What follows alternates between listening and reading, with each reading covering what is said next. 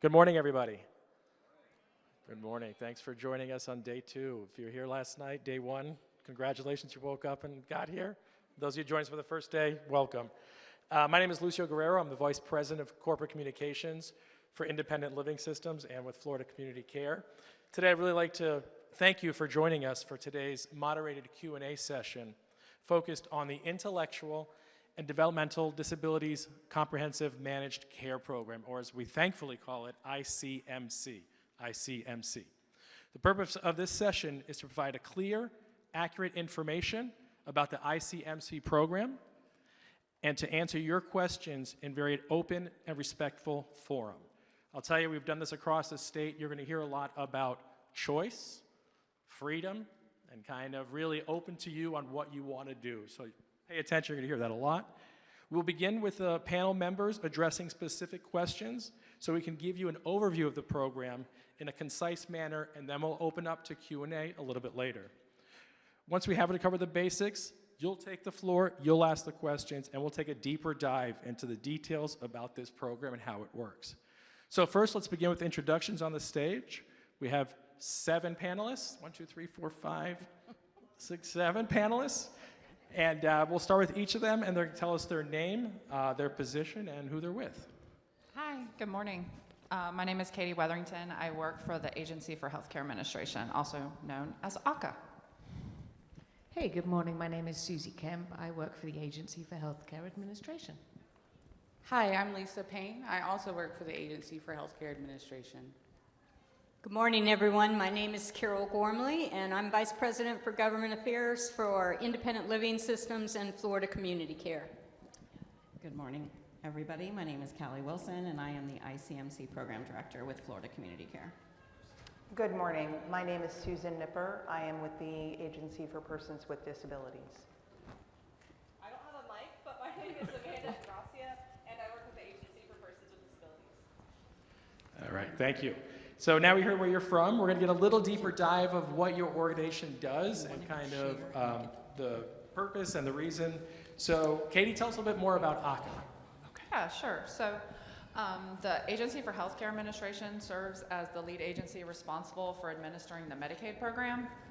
And so Medicaid pays for your medical care and other related health services. So currently we have about 4 million people enrolled in our Medicaid program, and majority of those are in our managed care organizations. So we have our Florida statewide Medicaid managed care program, also known as the SMMC program. So there's 3 components to that. There's the managed medical assistance, also known as MMA, and they provide the medical benefits like your hospital visits, your primary care visits, things like that. We also have the long-term care program, so they provide more of your home and community-based services, like assisted living, home health, things like that. And then we also have dental plans. So we currently have 9 MMA plans, and then 2 dental plans.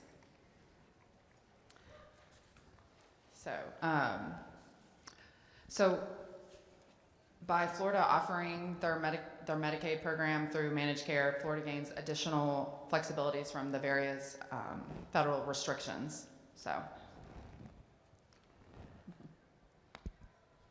Great, thank you.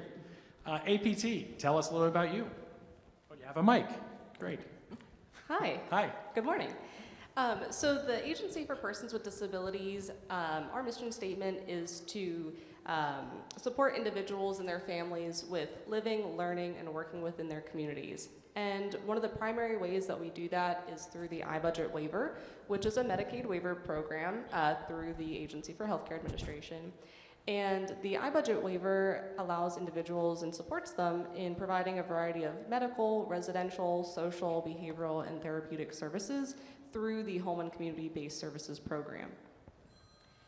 And the agency has the pleasure of serving more than 60,000 Floridians across the state of Florida, and currently 37,000 individuals are enrolled in the iBudget waiver program. Great, thank you. Carol, Callie, do you want to give us a brief history of FCC and ILS? Thank you, Lucio. The story of Florida Community Care begins with the story of our parent company, Independent Living Systems, and at this point I want to give a shout out to our founder and CEO, Nestor Plana, who's standing over here. Independent Living Systems started around 25 years ago, providing services to elders and people with disabilities in order to enable them, as the name expresses, remain independent as long as possible.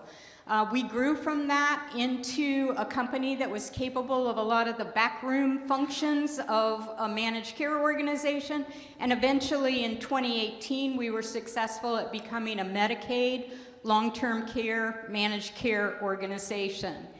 Actually, we're close to being the largest long-term care managed care organization serving Florida Medicaid recipients right now. So we've always specialized. Our mission of our company and our special focus is on people with vulnerabilities, with complex medical conditions, with various kinds of challenges in their life, and our goal always is to provide them those services and make it as easy as possible for them to remain independent with as high a quality of life and as much control over their life as they can possibly arrange with support services. That's FCC. Great. I won't make you do the mission statement, but it does include taking care of the most vulnerable. So it's definitely in our DNA. All right, we've met you. We know your organizations. Let's start talking about ICMC. Lisa, give us an overview of ICMC. Yeah, I'd love to. So ICMC is a home and community-based service waiver program. Home and community-based are those services that help people remain independent and avoid institutional placement. Waivers are permission slips that the federal government gives to states to try something new and different in the Medicaid program. Both ICMC and the iBudget program operated by APD are home and community-based waiver programs that, again, allow individuals to remain as independent as possible and avoid institutional placements. Great, thank you. Susie, how about some history behind that? Okay, so the ICMC program was created by the Florida legislature in 2023 as another way to offer HCBS services to the IDD population. FCC was selected through a competitive procurement. That means the agency put out what we wanted from an organization, and FCC was selected. This was initially called the pilot program, so a lot of people probably do still refer to it as the pilot program, but it is now a full program. The legislation expanded the program in 2025, and so that means it was no longer just in 2 regions, it was for the whole state, and it was no longer classed as a pilot. It was successful in that first year. Great. Lisa, tell us a little bit about the structure and eligibility. Yeah, so the structured eligibility. So first and foremost, ICMC, the program is a voluntary program. It was started just to add an additional resource to individuals with intellectual and developmental disabilities, add additional resources to help provide. And both programs are great, and different programs fit your family's best. So the structure is people who qualify choose to participate. So they make the voluntary choice, contact choice counseling to enroll. No one is automatically assigned in the program if they do not want to make that choice. To be eligible, a person must be a Florida resident that is aged 18 years of age or older. They must be eligible for Medicaid and on the APD wait list, or after July 1st already participating on the iBudget waiver program. Just a little bit more information just to make sure I get all my bullet points, guys. ICMC is a managed care program, and FCC is the managed care organization that implements the program under a contract with AHCA.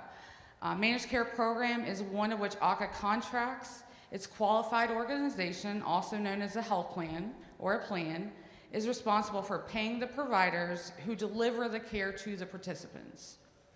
AHCA pays a fixed amount for each enrollee to the managed care organization that is obligated to provide and pay for all covered services, whether the cost of those services are higher and lower than the amount that AHCA pays. Thank you. Great, thank you. And then the coverage, kind of what's covered in this, Katie? Tell us. So the ICMC program covers all the Medicaid services. So it covers your medical services, which are the MMA services, your long-term care services, and then those other services that would otherwise be eligible or available through the iBudget program, so the iBudget services. And then as part of their contract with AHCA, FCC also provides enhanced services, what we call expanded benefits. And I think the folks from FCC will provide a little bit more information on some of the benefits, the extra benefits that they provide. Yep, that's coming up. Susie, Florida Medicaid has two programs. They offer two programs geared towards meeting the unique needs of people with IDD. Let's compare and contrast some of the characteristics of those two programs. Thank you. Yes, as we've mentioned a few times, both programs are called home and community-based services waiver programs, which means they're both focused on enabling people with intellectual and developmental disabilities to live as independently as possible in the community and to avoid institutionalization. They're both approved through a federal waiver, so they both have to be approved by the federal government. They are organized and financed differently, as we've mentioned. ICMC is a managed care plan, so FCC is the managed care organization running that. iBudget is a fee for service. That's where the providers who provide services through the APT iBudget waiver, they bill for services, and that's set in a fee schedule. So, and it is operated by APD, authorized through AHCA, through the federal waiver, and operated by APD. Both programs still conduct personalized assessments to determine what services are needed. The iBudget program relies on the tool and an individual cost plan. You are all given a budget that is set by, and I'm going to butcher this, so APD might correct me later. You have a QSI assessment that sets your budget with a few other algorithms thrown in there. Whereas, as we've mentioned, FCC gets a fixed amount each month for their enrollees, and FCC are required to provide the service that are needed through that assessment that they do, regardless of whether it's more or less than what the agency pays them. They both use person-centered support plans. It is all about the individual, what the individual wants and needs to be independent in the community. ICMC program, FCC are required to have care coordinators that navigate the program for you and with you, and iBudget uses independent waiver support coordinators to conduct the person-centered plan and ensure that you're receiving the services you need. Both programs also have a self-directed, so they both have the option for you to choose the service providers, whether that be a family member, a friend, somebody you've known your entire life who knows how to look after you. Both programs offer that opportunity. Let me just check that I've hit all my bullet points. So those self-directed programs under the iBudget waiver, many of you probably already know, it's called the CDC Plus program, and under ICMC it's called PDO. And I'm going to hand it over to either APD to describe the CDC Plus program, and then Callie can describe the PDO program. Sure, thank you. So the CDC Plus program is a program where iBudget waiver individuals can self-direct their services. They take the amount of their waiver cost plan, and they, with a small discount, can manage those funds directly. They become a household employer, they hire the individuals that they want to have, they negotiate their rates with a representative if they're not able to handle all of the paperwork and required documents themselves. They're able to develop a purchasing plan, which is a spending plan for those monthly services that they need on that monthly basis. APD operates the program at a state level. We handle all of the payroll, the tax filings, all of the behind the scenes work to allow the services to work best for you.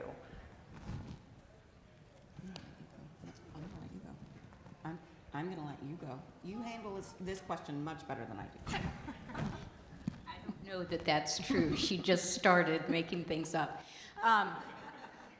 So in ICMC, we also give our members a chance to self-direct their care. It's called Participant-Directed Option, or PDO, as Susie referred to. We still are using the care plan as kind of the blueprint or the map, as you will, of how to get what services are authorized and what providers are available and how much of the service can be provided, and that's still happening. And a lot of the services that get handled in the CDC version inside that self-directed program are still part of our, over on the PDO side, are controlled in our care plan. But when you've got somebody coming into your home to deliver companion services or personal care or in-home nursing services or anything like that, you have the opportunity to choose your provider, and you can either use one of our network providers, or in the case that you have a qualified friend or family member who can deliver the service, you can hire that person to do it. And all those administrative functions that Susan mentioned that APD does on the CDC version of the program are handled by a subcontractor of ours called PPL, so that you don't have to worry about filling out all the paperwork and monitoring your compliance with all the rules, but you still are making the decisions: hiring, firing, scheduling, satisfaction with services, documenting that they came and delivered the care. Thank you, that explains that. But what you did here is there are 2 Medicaid plans in Florida. Flexibility, choice, you decide. Not one size fits all. It's up to the individual. Please, there's going to be questions later. Ask them, because you want what makes sense for you to be what you choose. But last question for me, at least right now. We talked about the 2 Medicaid plans, but there are many people in Florida that don't just have Medicaid, who have other health insurance. And they might be wondering, how does this tie in with ICMC? Katie, can you kind of explain that a little bit? Yeah, of course. So if you have private health insurance, but Medicaid coverage for your home and community-based services, these 2 types of insurance coordinate together, and they work well together. No worries there. So, like, when your provider files a claim, they would bill your primary insurance first, and then your co-payments and deductibles would be covered by FCC under the ICMC benefits. If you have Medicare, you can have Medicare and be in the ICMC program at the same time, whether you're in an Advantage plan or you receive your Medicare through the fee-for-service system. That's fine. The only caveat to that is people who are enrolled in a special Medicare Advantage plan called a DSNP, Dual Eligible Special Needs Plans. The DSNPs in Florida cover our medical services, a lot of the same services that the ICMC program would cover, so you would not be able to be enrolled in ICMC and a DSNP at the same time. So. Okay, great. So before we go to questions, Callie, I hate to always put you on the spot. Your personal story is a good one, especially for this crowd, because you have 2 daughters, and one is in each program. So talk a little bit about that. Yes, absolutely. So thank you. I appreciate it. I swear I do have things to say.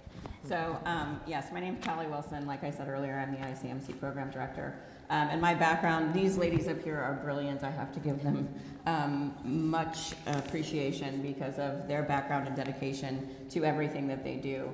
My background's different. I have 3 children. 2 of them have special needs. My 23-year-old daughter currently receives services under the iBudget waiver with APD. Thankful to have all of her services in place.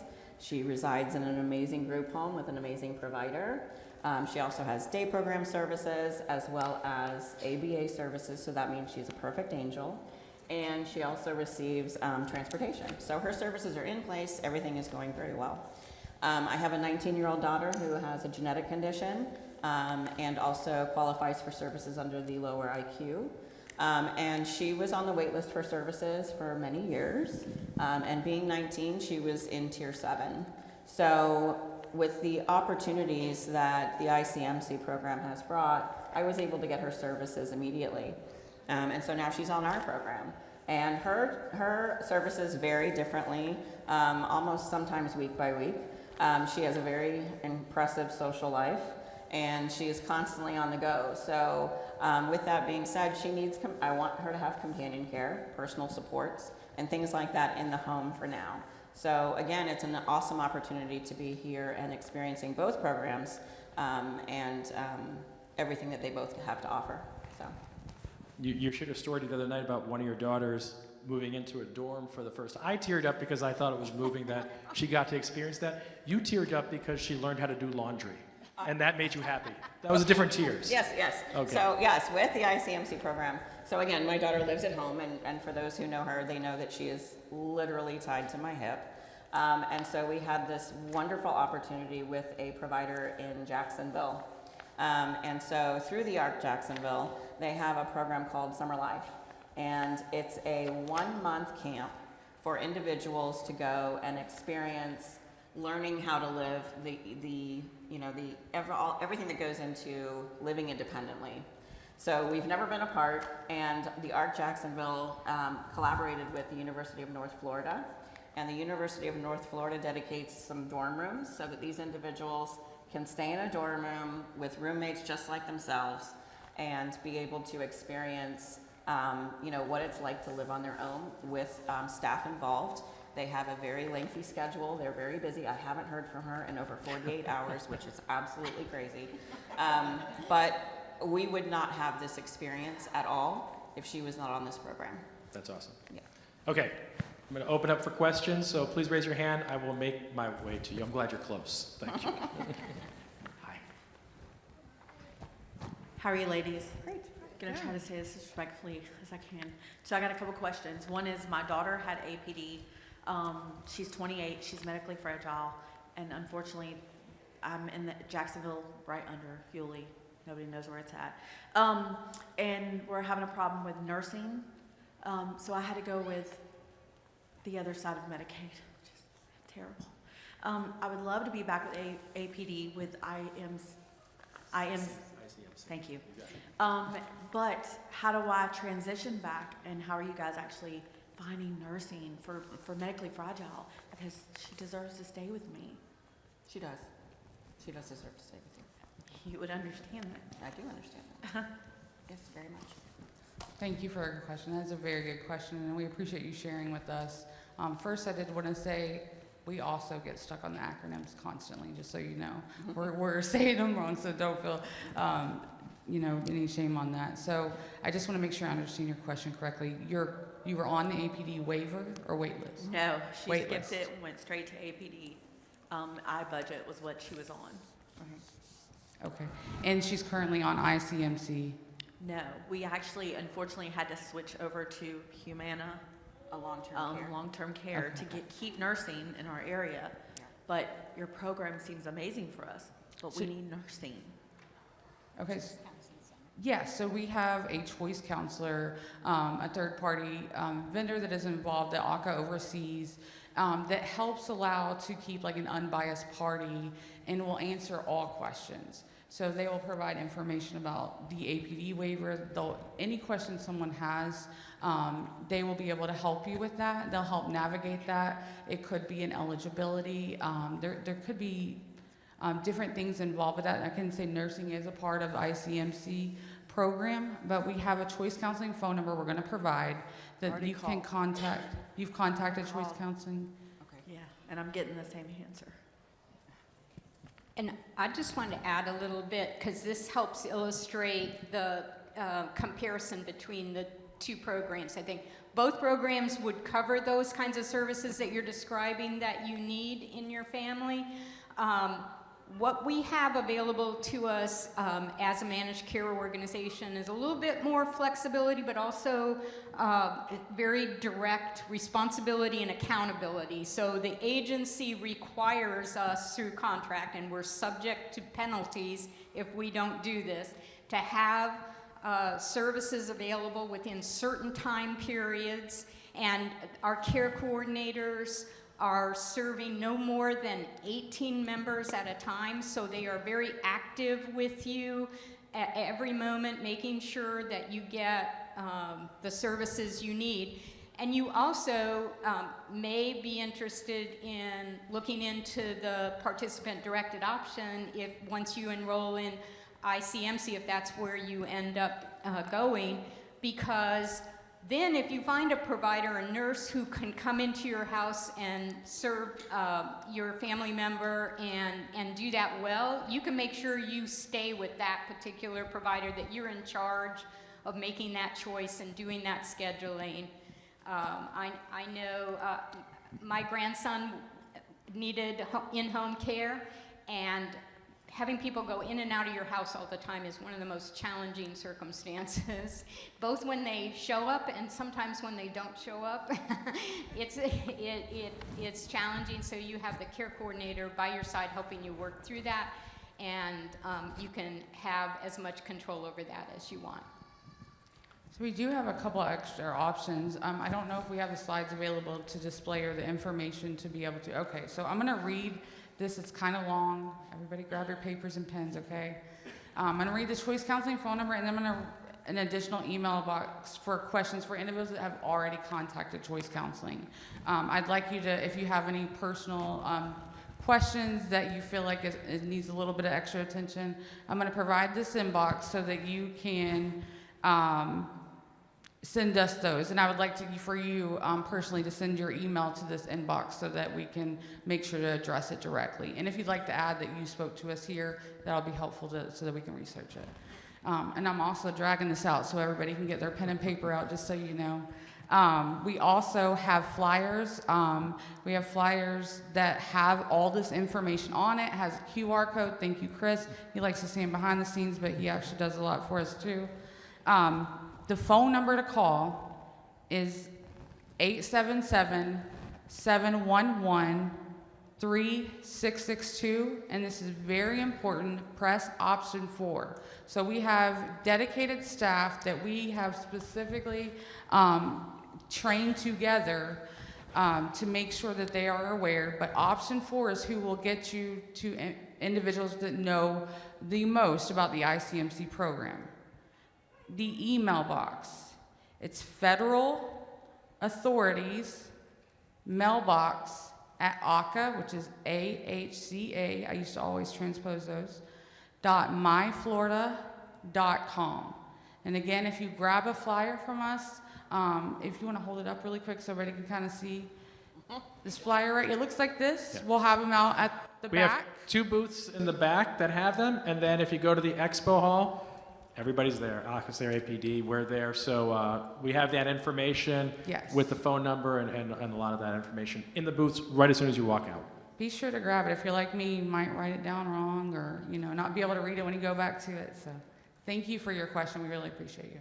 And please, I just want to make sure that you get the answers you need. We can't spend a ton of time on each specific, but if you will find us after, I really want to make sure you get the answers that you specifically need. Likewise. You're welcome. Yeah. Perfect, thank you. Question over here, then I'll go over there. Hi, I have a 21-year-old daughter that spent 16 years on the wait list with cerebral palsy and IDD. Finally was approved last year through crisis because we lost our home to the Tallahassee tornadoes in '24 and then got hit by both hurricanes when we moved back to Tampa Bay. So we've lost everything. And we've had the waiver for a year now with no support coordination and no services. So now I'm trying to figure out with ICMC and CDC Plus, what is the average dollar amount spent on clients? And I know everybody's needs are different and the pie has got to be divided up with everybody, and or who has more support coordination? Because it's not the services. The services sound great. They're all there. They're approved, but I can't get a budget developed and I can't get care coordination and I can't, my house still has no accommodations. We still have no respite. We still have no care providers. We have nothing for her. And so we're not working and she falls every day because we can't move her and bathe her. And anyway, so it's a mess. So I'm trying to decide which program and how do I know where we'll actually get support. We're in Leon County, if that helps. You're in Leon County? Okay. So if I can connect with you afterwards, want to absolutely help and ensure that she's receiving services today that she needs. Connect you with a waiver support coordinator, follow the trail, figure out what's going on to meet the needs. Everybody's budget amount is different because it's individualized based upon what your individual needs and supports and goals are. So definitely can work to assist with that. Waiver support coordination or having a CDC Plus consultant is the first step, but it's not the last step. I'm gonna add, and I know you want to add. Go ahead. I know Callie will add important things. I just wanted to point out, though, your question allows us to call attention to the design differences in the two programs. Because the iBudget program, as the name suggests, the tool that allows the agency to manage its resources and against the needs of the enrollees is a budget plan, a cost plan. It is a dollar amount, an individual dollar amount per person. We don't manage our resources at the individual level in that way. We're responsible as a company for staying financially solvent, so we manage our resources, but in the aggregate. And so no one ever has a specific dollar cap on the amount of services they can get. And some people are using more than whatever the average is for all our enrollees, and some people are using less than the average. And we're able to make resources move where the needs are. And the tool that we use to get them there is the care plan, the person-centered care plan, and the work of the care coordinator with the family to make sure we know. So we would have been on the spot immediately when the tornado hit. We would have helped with housing placement and with all of the other services. And we will be accountable to AHCA to make sure that happens within a very short period of time. Yeah, so I wanted to point out a couple of things. First of all, I'm so sorry for everything you've gone through. That's a lot to take on as a parent of children with special needs. So one of the big things is our care coordinators are responsible for a comprehensive package. So it's a little bit different in that we offer those same 27 services that APD under the iBudget waiver offers. And in addition, we become, as mentioned by AHCA, that Medicaid component, and I'm so sorry, I hope you're not in tears. The Medicaid component, the medical, also the long-term care. So our care coordinator is responsible for everything from I need a new primary care physician to I need durable medical equipment in the home to I need more hours at ADT. And so because of that global responsibility, we, in our contract with AHCA, our care coordinators are assigned one person to 18 individuals because again, they're responsible for a ton of care. If they're in the hospital, we're stepping it up, we're gonna be in the hospital. We have a very strict timeline in our contract with AHCA. Once you come onto ICMC program, we have to, our care coordinators, and there's many of them here sitting here in orange, they have to do a welcome call with the individual within 3 days. They also have to be present face-to-face to start developing that person-centered support plan within 5 days of enrollment, 5 days. And we have started services as quickly as 24 hours. We also have a provider relations team that is dedicated to expanding our network, and that's their focus entirely, is going out and meeting with APD providers, because we work with the same providers that APD does. But we want to make sure that we're getting out there, we're getting our name known. Obviously, many people have never heard of ICMC or FCC, but we really want to make sure that everybody understands there's a choice, there are differences, but we're all working collectively for this population to make sure they have the services that they need. So please, like they said, find any of us, ask any of us direct questions, okay? I'm sorry if I missed this, but a nuts and bolts question. If we wanted to enroll in the ICMC program, how and when, and God forbid, it doesn't work out for our family, how easy will it be to switch back to the waiver program? Good question. How is still that choice counseling phone number? That's how you would complete an enrollment. is the choice counselor creates the information that's needed to send to who. So they would be the ones that would send the information saying, hey, we need the enrollment into ICMC, and very soon we would be able to connect with APD, which we work closely with them. We actually, these individuals right here, we work very closely on changes that are needed. As an overall, it would be to contact choice counseling if for disenrollment, if there was something that's not working. Again, I will say we email each other probably at crazy hours sometimes just to make sure. For us personally, it is important. We understand that this is a unique population. It doesn't work the same as an individual that doesn't have a lot of needs. So there are crisis, we consider crisis scenarios, so we will contact and coordinate with each other. I would just like to add, I don't think we made it abundantly clear.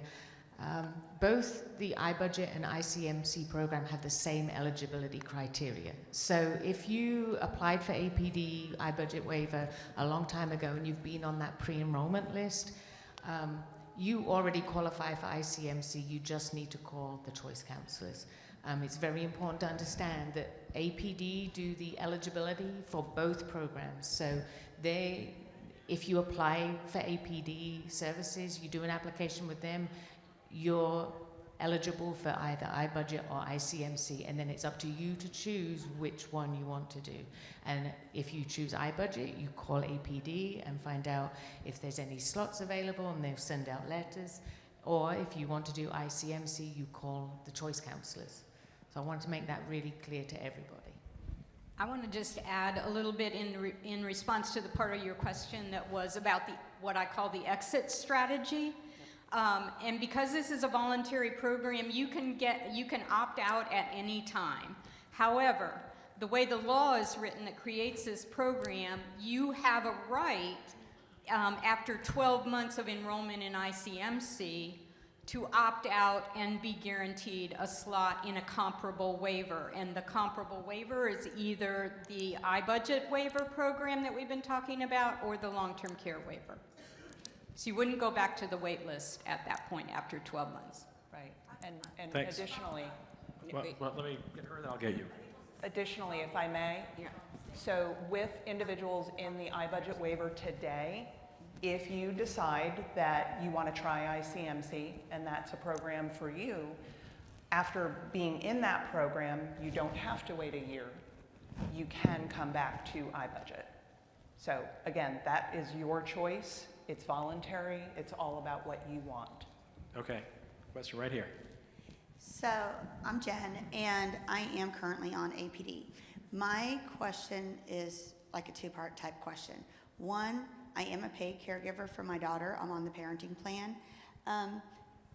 My thing is, how can we lobby or whatever for a raise? Because if my nursing staff doesn't show up, because I have over 100 hours, if my staff doesn't show up, I don't get to go to my real job where I actually do make money.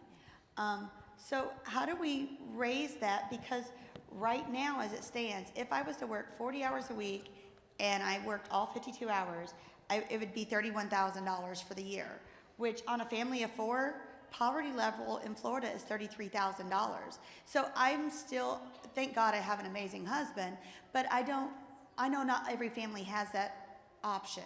So you may be a single mother or a single parent in the home and you're trying to do this, and we're still under poverty level trying to take care of this child, and maybe you have other children in the home. So how do we raise that? And then the second question would be, how would we raise it also for the paid nursing staff that's through the agencies? Because they're competing with hospitals, and I know that we can't compete financially with the hospitals, but we are either getting people who are retired and they can't handle the 6-patient load on the hospital floor and they come, or we're getting that little girl who's 19 years old, she just graduated high school and got her nursing degree in high school, and she has no clue how to be a parent, let alone her first job being a caregiver. When the child is smaller, it's great, but then you end up with an adult, and now she's bigger than my 19-year-old nurses. She cannot be handled by my 65-year-old nurses because she's too big.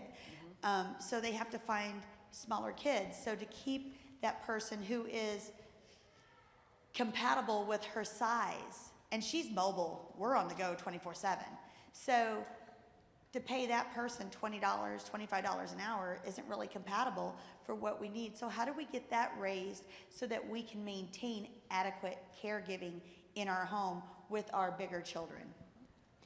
So I heard you start your question by saying, how do we lobby? And remember, I introduced myself as a government affairs person, so I'm going to assume that I get to start the response for this.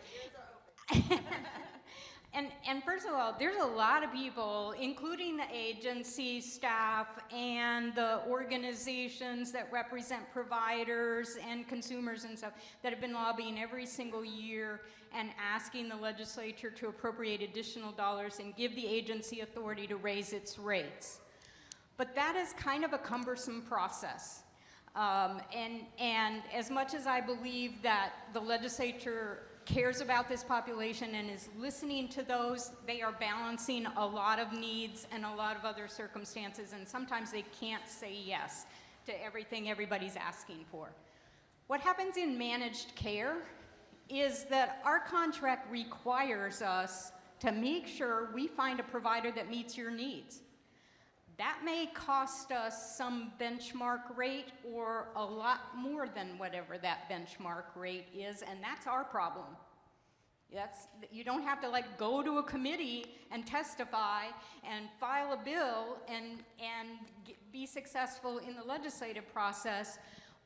All we have to do is be aware that the agency is going to hold us accountable for doing that timely, effectively, with quality services, addressing all of the specific conditions that you described that are challenges to your family. That's our job to overcome those by making sure you have access to a provider who meets your needs. And we're going to have to pay whatever we have to pay in order to make that happen. Thank you. Forgive me, Nestor.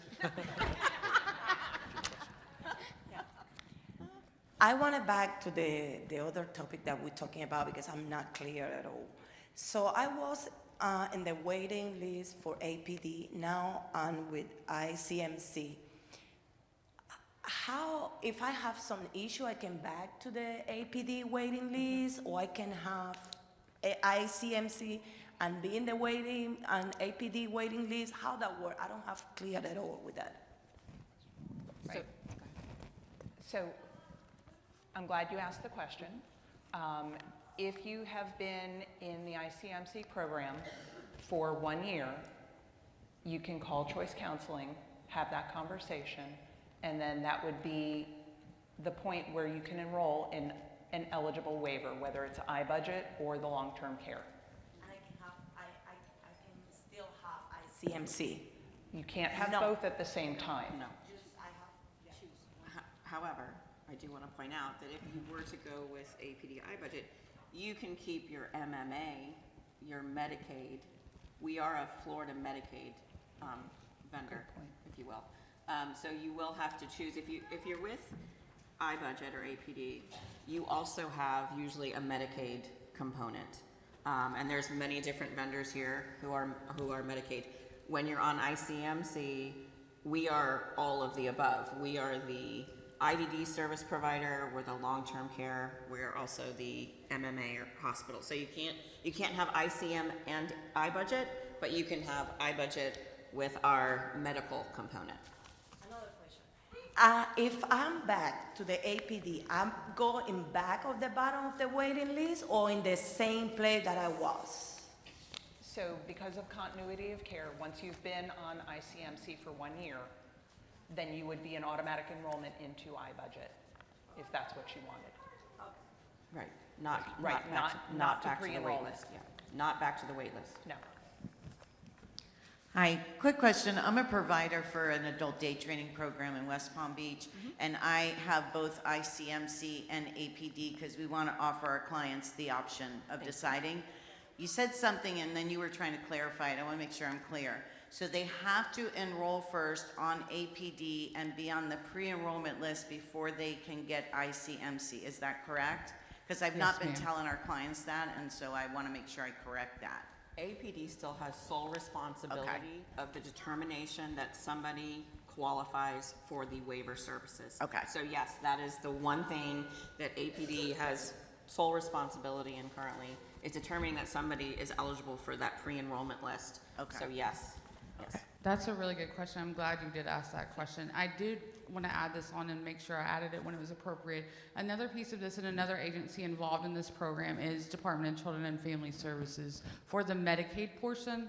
I'm saying this because this is a question we receive often through choice counseling. We listen to the calls to make sure we're always working together to improve and any areas that need to be adjusted. So we have also created a team of individuals that help walk through that Medicaid process. It is different for individuals with intellectual and developmental disabilities. They're not applying for family Medicaid, where it takes the income of the entire family. This is a challenge that we have continuously worked with, and we are gaining constant traction and progress and getting better. As we are implementing this program, we're learning and trying to make sure it works best for individuals and as quickly without having to navigate through each different agency differently. We're trying to do a one-stop shop. You can call somebody, they can help. If you do not currently have Medicaid or your loved one does not have Medicaid, they can help them apply and apply appropriately. Because a lot of times you'll apply and it's not the right category, so that it'll get denied. So we do have someone to help with that. But thank you for your question. Yeah. Thank you, providers. We love our providers. Thanks for what you do. Thank you and good morning. So my question is, my daughter's currently in a group home that we love, and we're under APD. However, should I make the decision to use that choice, if that group home, which is under APD, contracted, I believe, licensed, how does that work? Because I would not want to move her. She's been there for 5 years. We're very happy there. Second part of that question for my wanting to use my choice, because we were struggling with finding a support coordinator who has an open caseload. Despite the active list that I'm being sent, I keep calling, I'm calling, no one can take her on, because I'm fighting for every little thing that she needs, from nutritional needs to getting a behavior support for someone who's bipolar and EBD, but I'm making behavior plans, and yet she lives in the group home because there's no one to help me with that. There's so many things that she needs, despite having prescriptions, doctor's notes, evaluations, still not getting what she needs. So I'm lucky to have a family who helps.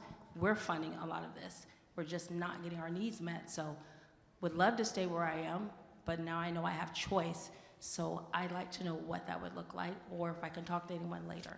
Yeah, absolutely. So first and foremost, know that we are aware that there is a need for additional waiver support coordinators. We're working actively with the providers, with those qualified organizations, to build that pool of qualified individuals to serve this community. So would love to connect with you afterwards, find out what region you're in, and then make those connections to see what we can do to help provide the supports that you need. But know also that ICMC is there if you decide that that is the right thing for you. It's all about you.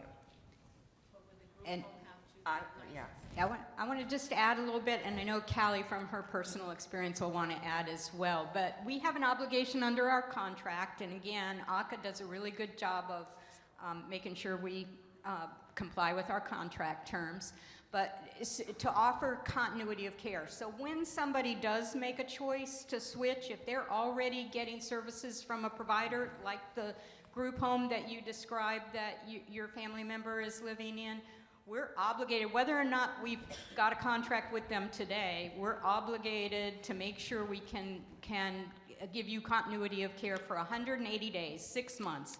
And what happens during that 6 months period is our provider relations team goes out and starts negotiating a contract with them to bring them into our network. But they might be one of our providers already.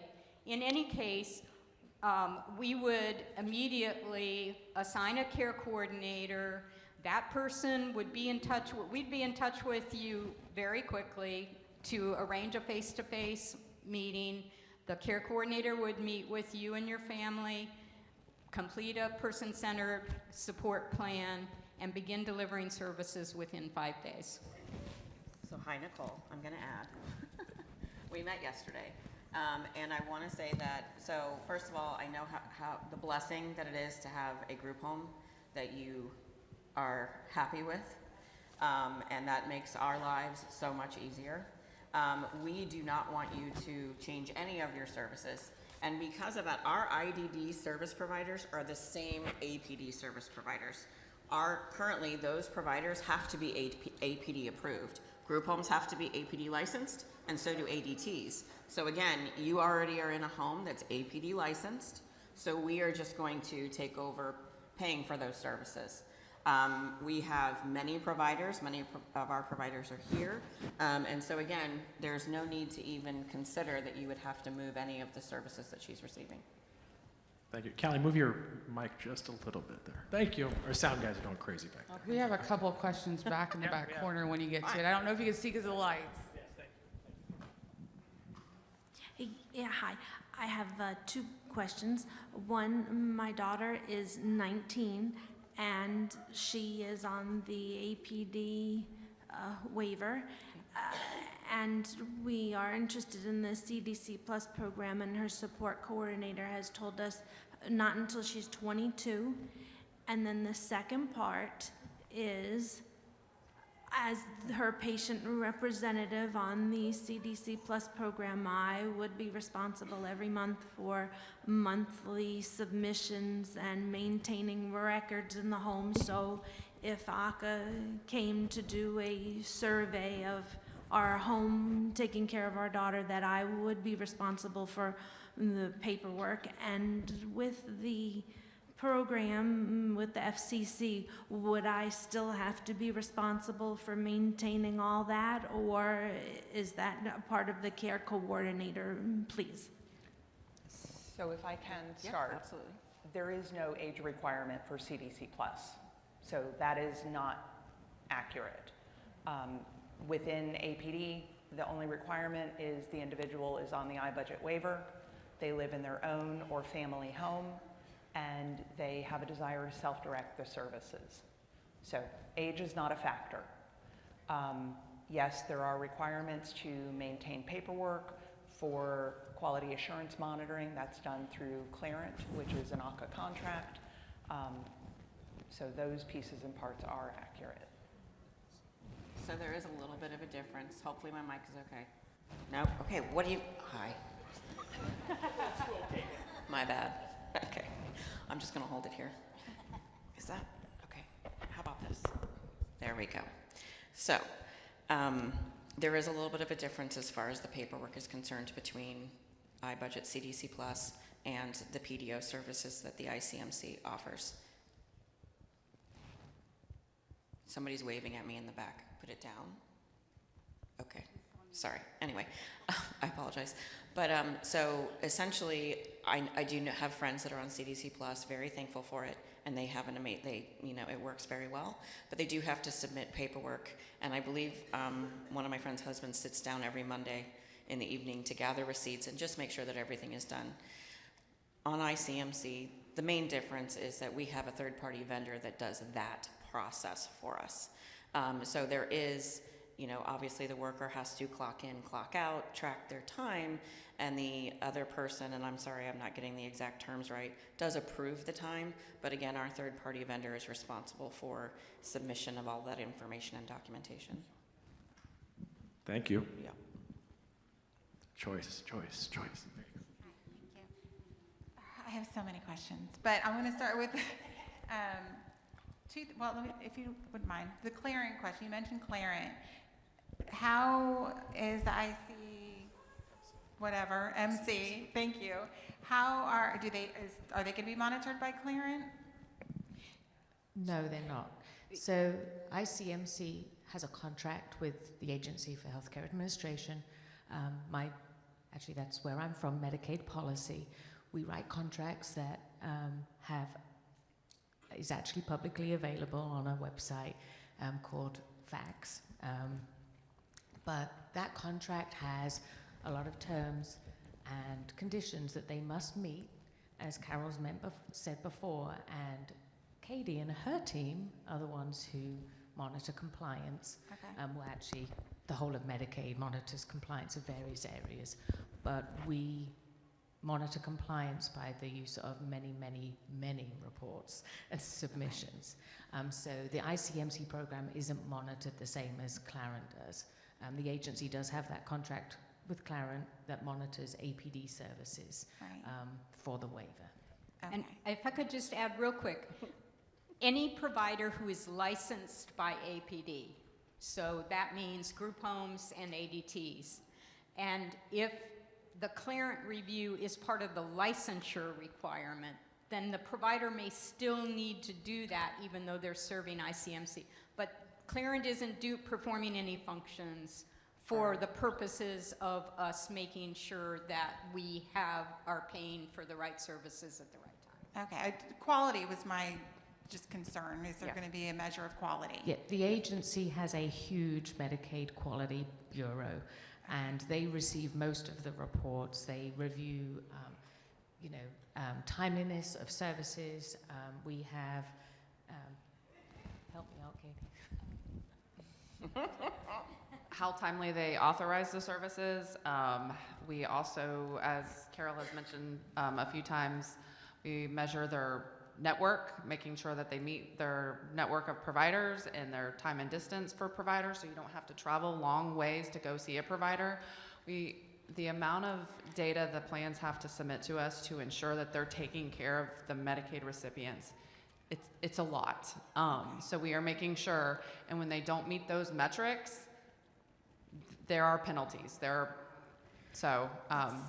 Lots of penalties, and we do compliance on a weekly and a monthly basis. So. Okay, my next question is towards the group homes. How does that choice and admission process work, and can individuals access all the APD licensed group homes? And do the group homes get a set amount, or are there different levels, like minimal to the intensive behavior group homes? Go ahead. I'll start, and then we may have others that want to add to it. Again, in order to meet our obligation to provide continuity of care when a member first comes in, whether or not the group home has a contract with us, we are obligated to make sure that that member can continue to get services from the provider of choice, and we'll work with bringing in that group home or other provider into our network. Most of the time, group homes will be in our network anyway, or we will be actively pursuing a contract with them anyway, because we've been growing our network ever since this program started in 2024. So we would negotiate a contract with them. We tend to look to the APD rates as a kind of benchmark to understand what the market is, but we're not restricted.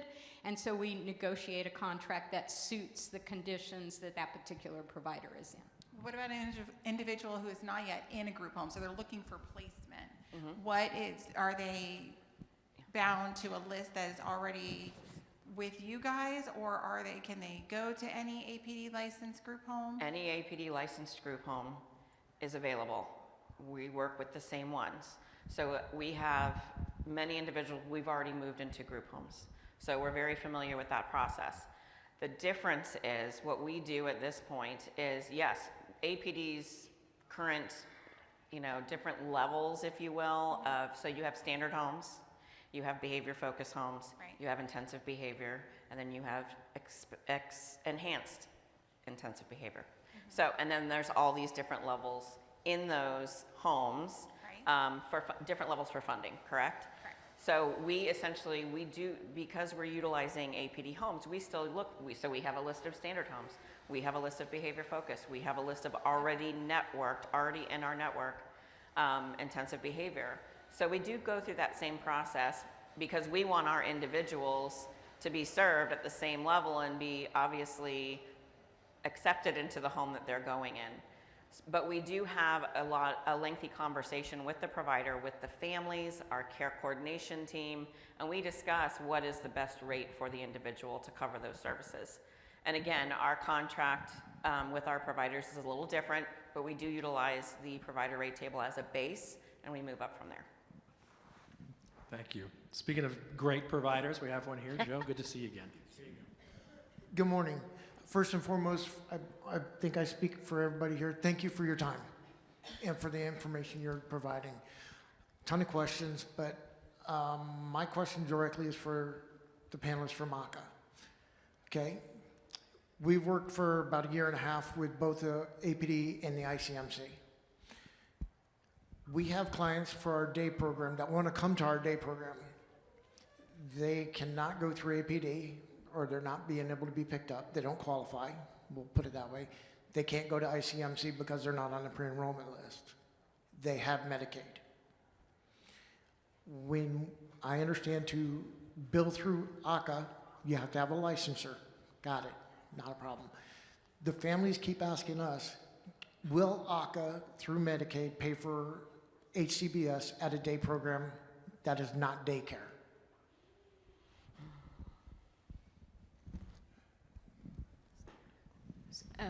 Just so I understand the question, you're saying individuals don't qualify for, they don't meet the clinical eligibility? No, so for example, one family, the family, lack of knowledge, understanding, didn't keep test records, IEPs, everything else, over the age of 18. They apply for APD. APD says, well, we need a test. They go get a test, but it doesn't qualify. It doesn't qualify still for APD. They have Medicaid. They said, well, I'm going to contact my Medicaid person and see if they'll pay for services. They come back and say, well, we'll pay for daycare, but not an adult day program. So I'm asking for guidance. How do I answer that question for them? So if they don't meet the clinical eligibility, as I said before, APD we've assigned responsibility to them to do clinical eligibility for these two programs. If the individual needs services and they don't qualify for those because they don't have that paperwork, Amanda will give some extra information in a second. Have they tried getting services through the long-term care program?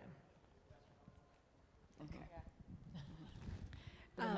Great question about eligibility. I would love to talk to you afterwards and I'm your person for that, and give you my card to get information from the specific families, because we still can make eligibility determinations if they don't have paperwork for 25 years. That's understandable. So we definitely want to work with the families to see what's needed, especially if you think that they might be meeting our eligibility. Yeah, Thank you. They could work through one of the long-term care programs if they qualify. If they have Medicaid, it doesn't have to be one of these. All right, over here to your left, way over here. When you get done with this question right here, I feel like my arm is sore for the lady in the white right here. They're next. They're She's next. had it I up know. so They long. give me the look a lot. Thank Hold on you. one sec. Good morning. My son has the waiver. We're in the southern region.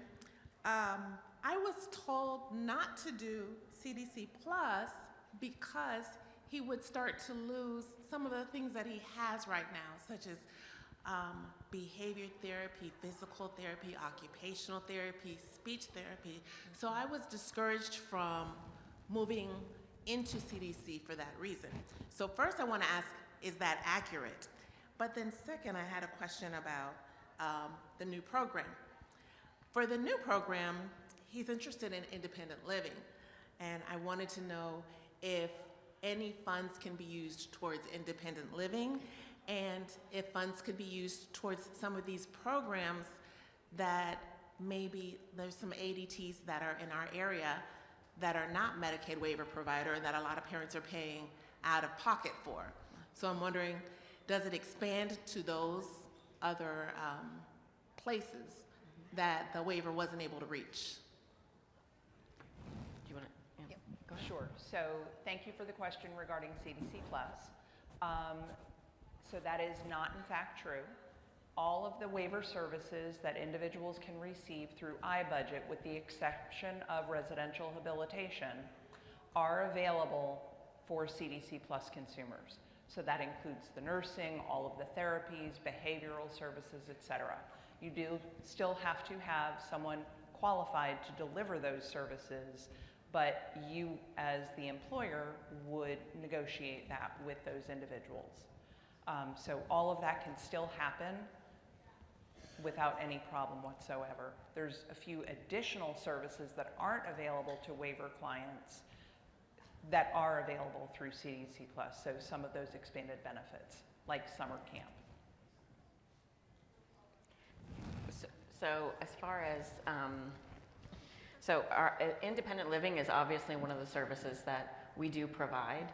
And I know there's a little bit of so there's independent, there's supported living coaching. Again, these are all services that are available either iBudget or with us.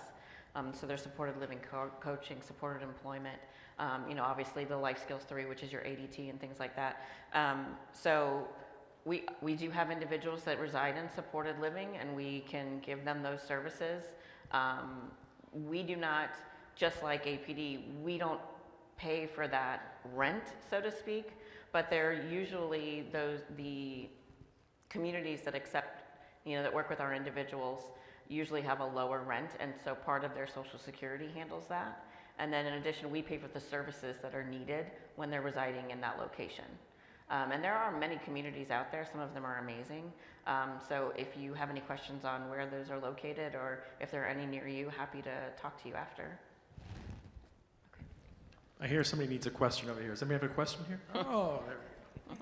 It's going to be, thank you for taking it. I just want to go back about 40 minutes ago when you mentioned there was a dedicated line for Medicaid for the IDD population. And also, if AHCA could talk, APD is really good about helping our clients that need to get Medicaid. They really do. When they understand it's being lost a parent or what, they will stay the course. Where our experience with ICMC is that they'll say, come back when you have Medicaid, because even though you're on the pre-enrollment list, you got to get Medicaid before we can help you. AHCA and Medicaid, I mean, I know they fall together, but even our APD representatives say they don't have a dedicated person to speak to get the help they need to help us. So can you address that? Because that seemed a little more fantasy than we were willing to hear. So, okay. I definitely would love to address that, and I do agree. APD, they do a wonderful job on helping individuals gain Medicaid. So I do appreciate that and recognize that. So as you mentioned, when we originally started this program, implemented it, we started in 2 regions. APD started in 2 regions with the agency and FCC. And then as we went statewide, we started and we did not have this program. We did not have the option set up. So when we're listening to calls and learning what do we need to do differently, what do we need to improve on, it was continuously, there's individuals that do not have Medicaid. They need help. They're trying, they're getting denied, they're getting told different information. So that's when we have started and implemented. We have a team that will call, schedule it based upon the family's timing, not just whenever and just set a time. They'll work with the families because it varies for different families what works best for them. So we do have a dedicated staff. When they contact Choice Counseling now, they're going to call that 877 number and press option 4, let them know they're interested in the ICMC program. They do not currently have Medicaid, and they can either give them the option, and it's a choice again. We love choice. I know our wonderful moderator keeps saying that. Which is, yeah, choice. Absolutely. I lost you. Where'd you go? I don't know. Somewhere in life. Okay, I see you now. Okay. But they do have the choice to either go and do it themselves if they prefer not to have the help, or they can say, I would like for somebody to help walk me through it. And they will walk them through every page. Because I can be honest, when I went through it myself personally, I'm like, that I wouldn't know what to choose there. That doesn't, so that's why we did that. We worked with Department of Children and Family Services for them to review it, make sure it was accurate and correct, and we've had a lot more success. So it is fairly new, but yes, we do recognize it, and we appreciate feedback like that because it helps us. Great, thank you. Good question. Thank you for waiting. Hi, good morning. I have a 16-year-old, and I know all of this is for adults, so I'm here just trying to learn and be ready. At what point can you apply? Because he has Medicaid under Title 19 right now. So in order for things to be like in place when he turns 18, what does the timeline look like? So I'm going to be, have you got him on the pre-enrollment wait list with APD? I'm here. I'm trying to learn everything, and Yes. I know the waiver. That is step one. Step one. All right, Step go home one. and do it. And yes, go ahead. I was just going to add that I'll be doing a session later on eligibility for APD if you would like to join and see me afterwards. It's at 3 o'clock in Bay Hill 21. Yeah.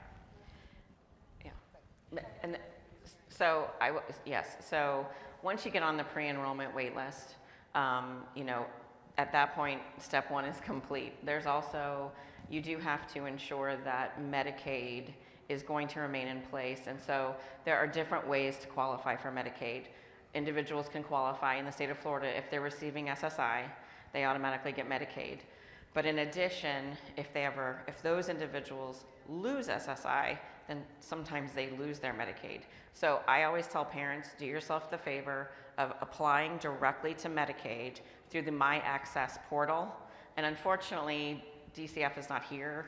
I would love to turn this over to them to respond, but you have to apply through DCF and the My Access website to get Medicaid for your child, and that also takes some time. So my daughter didn't need to have Medicaid because she actually has TRICARE, thankfully. So we only had the pre-enrollment piece done when I wanted to enroll her into the ICMC program. So I had to apply for Medicaid, and that did take a little bit longer. In fact, I had to make several calls. So I really stress the earlier the better, and do both of those items. And again, once he turns 18, then he would be eligible to enroll into ICMC. And it happens so much quicker than we want it to. And I just want to add, you said your child qualifies under Title 19, which I take it they mean you've got SSI? Foster care adoption. Okay, so that Title 19 should stay, but do apply for the Medicaid, I would say probably about 6 months before turning 18, just to make sure that you get that continuity. But you can always speak with DCF as well. As I say, they're not here, about the foster care adoption and when that switches over. Okay? Great, thank you. You came to the right conference to learn, that's for sure. There's so much going on here. So, question here. Yes, after 27 years, we've just come off the waiver list, or actually not off of it, we got a letter for the application. We fill out the application. In the process of doing the application for APD, then I realized there's the DDD program, and she is a developmental disability. And so now I'm just totally confused, and I've been calling and can't get answers, and I haven't turned in my application because I'm confused and don't want to mess it up, because 27 years waiting, I don't want to screw it up. So I'm trying to find out how to get some answers as to which way to go with all the different choices. There's even more choices now than what I realized when I came. So I'm just trying to find someone I can speak to that can help me get some direction so I can turn in the correct application. I know the agency people are going to talk to you specifically, but I want to say this, you can't screw it up. You make any choice, and the situation we're in right now is you can change that choice later. You are golden. I mean, this is an amazing time because we haven't had these kinds of choices to serve this population before. So whichever path you choose, I mean, it's like Yogi Berra, when you come to a fork in the road, take it. You can go either direction and experience what that's like, get the benefits of that program, whichever one it is. If it's not working for you, you can raise your hand and change to the other program. So if we go ahead and just do the iBudget the way we've already got the paperwork done and signed, and just go ahead and submit it, and it doesn't work, can we switch over to the DDD, or do we have to wait a certain period of time? So once you are enrolled on the iBudget waiver, come July 1, iBudget waiver individuals can voluntarily choose to move over to ICMC if that's what you want. But again, to Carol's point, the choice is really yours, and there is no bad choice, because services are services, and that, at the end of the day, is the most important thing, is that the individual is receiving the supports and services that they need. What about switching from iBudget to DDD? To the ICMC program? The Developmental Disability Program? Yeah, that is ICMC. Yes, yes, yes. Okay, so I just need to go ahead and turn in my application and keep moving? Yes. Yes. Okay. Yes. Now, the next question is, I have waited over a month. Is that going to possibly, could she have lost her spot in my waiting? No, I would say definitely connect with Amanda, and we can go through all of those things. Okay, absolutely. Thanks. Good question. Amanda, can you repeat what room that is at 3 o'clock for APD? Yes, it's Bay Hill 21. Bay Hill. And then immediately after Amanda's presentation on eligibility, in the same room, I'll be leading a conversation about the CDC Plus program. All right, head this way. So you say we have a choice. Is that what I hear up there, a choice? Okay. Good job, Lucio. I don't understand why CD Plus can pay summer camp. APD give me a big budget and never can pay a camp. A camp is about $1,000. That's not easy. You take $1,000 for summer camp, 1 week only. So summer camp is certainly something through the CDC Plus program that an individual can budget and save for and purchase. That would need to come through on that spending plan, work with your support coordinator, that CDC consultant, and with the team at APD to make happen. That summer camp needs to be specific to the individual and their needs and their disability, but that is definitely something that is allowable. Okay, let's talk after this and see what we can do. Got one over here. I have a son who's 39, and he has all the eligibility. He lives in a group home. He has been moved from Lake County to Orange County. The current program he's in is not great for him. It's very crowded. How can I find out what licensed behavioral group homes exist in Lake County? And am I allowed to use some of his ABLE funds to relocate him closer to home? So that's a fantastic question. APD has worked with AHCA to get information on APD licensed group homes and ADTs on the Florida Health Finder. So on AHCA's website, you can go out to Florida Health Finder, you can put in the county that you're looking for, identify the type of home, whether it's a behavioral home or a standard group home, et cetera, and do the search, and you can see right what's in your community. All right, more questions. Way over there. All right. Flexibility, choice, flexibility, choice. Individuals. Hi. Okay, my question is, I was going to join the ICM program, but the doctors, we had just do that transition, but they don't, the doctors we have, your program don't, it's not under the doctor we care. So how do I see, is your doctor now, because I think I did it like last year. How would I know if your doctors now is under the care she is in? I don't want to change the doctors because they are real good. We have said this since day one, just so you know, we definitely understand that for many parents, let's be honest, when we find out that our child is going to get services, you don't want any of the things you currently have that are working to change. So because of that, we have within our contract with AHCA, we have to provide a 6 months, 180 days continuity of care for any provider or service you already have in place. So that means if you currently are with Dr. James Brown, we are going to continue to pay for Dr. James Brown for 6 months, 180 days, while my provider relations team is going to go to Dr. James Brown and say, we are just another Medicaid payer. You already work with Medicaid. We just want you within our network. So please, we're going to go through the contracting. We're going to go through the credentialing and get that within. our program as well. Okay, but when I asked the lady that was on the phone that day, and I told the doctor, this is what she told me. She said, we are not contract with that I would have to go with y'all, the doctors y'all already have contract. And I told her, no, these are good doctors. I want to stay with these doctors. So so their answer might be, we're not contracted with them yet. Okay. But that's because we have not reached out to them yet. If you come onto our program and say, I want to stay with Dr. James Brown, then our provider relations team is going to Dr. James Brown's office, and they're going to contract with them. Okay, and I have another question. Like she just graduated, and we've been on the waiting list for a while. So right now I'm paying, because she's not able to go to PPEC no more, because at the age of 21 they cut off. So now I'm paying out my pocket somebody to take care of her, and that's really a struggle right now. So who I will see about caregiving pay, so they can take care of my granddaughter, because I'm very picky about her. So how would I go about that? Because right now I'm struggling trying to pay somebody to take care of her while I'm working. Yeah. So, and I apologize because I didn't understand everything. Did you mention PPEC?